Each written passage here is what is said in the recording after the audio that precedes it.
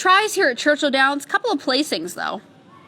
Yeah, she's good to get a check. Over 5 at the distance, as you mentioned. No success here on the win end of things. I mean, the Roxelana run was big behind Minx Palace, but I think it did set up for the closers. Will she get the setup? I mean, it just depends. What's the tactics? What's the goals for Into Champagne? Does Sam's Treasure, do one of those try to beat Hilarito to the punch? Does Princess Madison prompt it from the outside? They could cook a little bit. It could set up. And we have seen that that outside down the center of the track closing trip work out good. Track's different as we've been drying out throughout the day. We'll see if that is has any sort of consequence, but I don't know. Tripolina, I don't think so today. Yeah, beaten quite a bit last time out at the 6 furlongs at Ellis Park.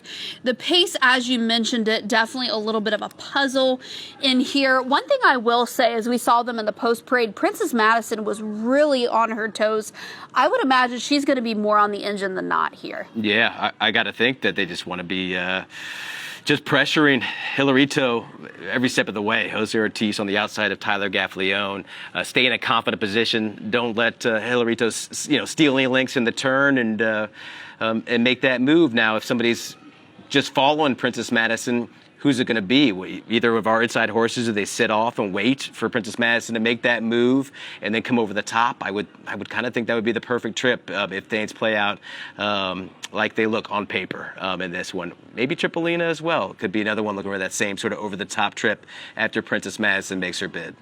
I believe we have a report potentially coming in from the paddock or track side from Joe Christofek. Joe, are you there?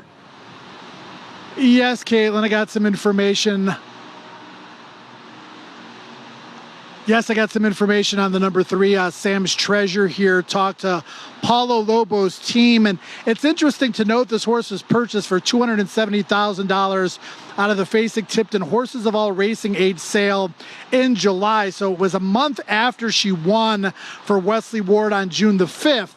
That particular day, she was not wearing blinkers. She puts the blinkers back on after a victory. So my obvious curiosity is, she won without the blinkers. Why did the blinkers go back on? The blinkers were on earlier in the career, and Paulo's assistant trainer basically told me she's getting a fresh start with this barn. They've watched her train in the morning. She tends to be a little bit unfocused. So for the first start for their barn, they wanted to put the blinkers on. They know they can always take them off depending on how she races today, but they seem pretty confident that she was going to run well today.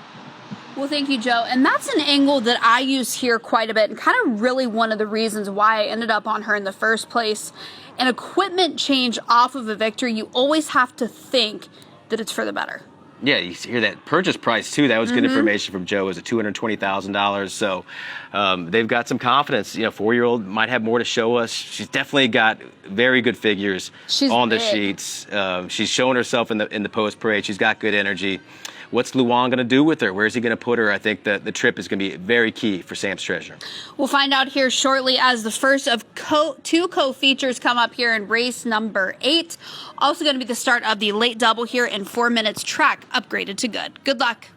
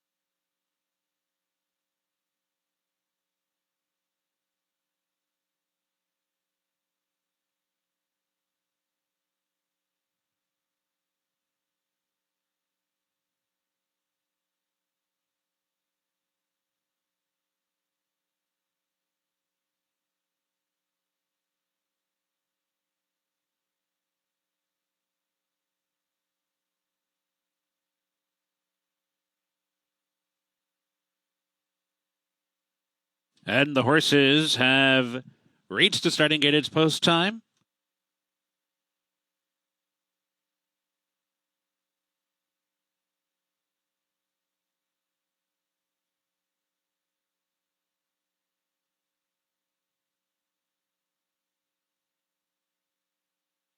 Waiting on Princess Madison and Tripolina.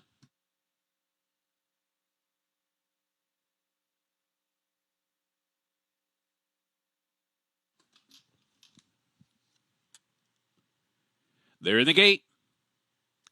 And they're off. Hilarito races out to grab the lead. Princess Madison away sharply, but second. Into Champagne settles inside third. Sam's Treasure and long shot Tripolina's at the back. Down the backstretch run. Hilarito is clear by 3 in the opening quarter mile. Princess Madison forced to stalk from second as Hilarito's quick heading past the half-mile pole. The opening quarter was quick too in 21-4 over the good track. Hilarito clear by 2.5. Princess Madison inching forward now. Princess Madison getting closer as they round the turn, and Sam's Treasure is as well. Wide on the track outside of Into Champagne. Tripolina's at the back of the pack.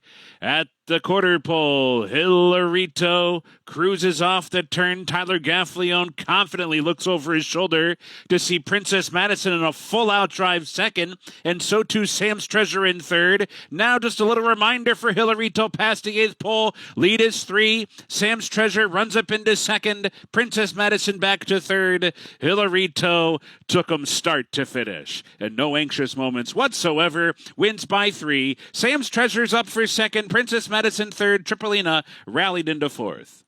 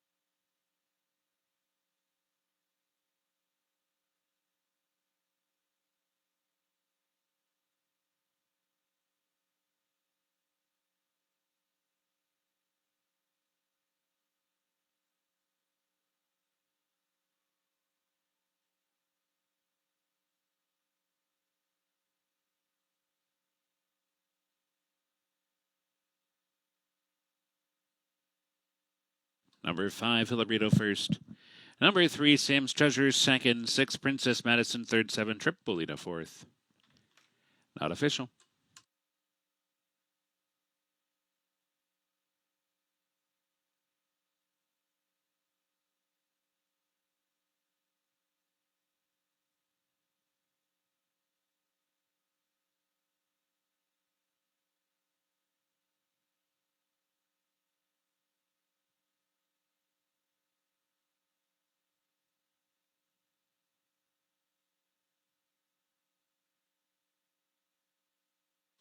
Hilarito is a 5-year-old daughter of Army Mule from Reveals Echo by Warfront, owned and trained by David Jacobson. The winning rider, Tyler Gaffleone.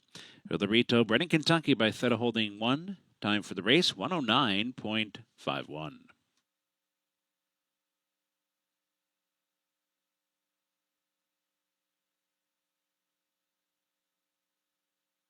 In the 9th race today, main track, 5.5. Scratch 2, 8, 11.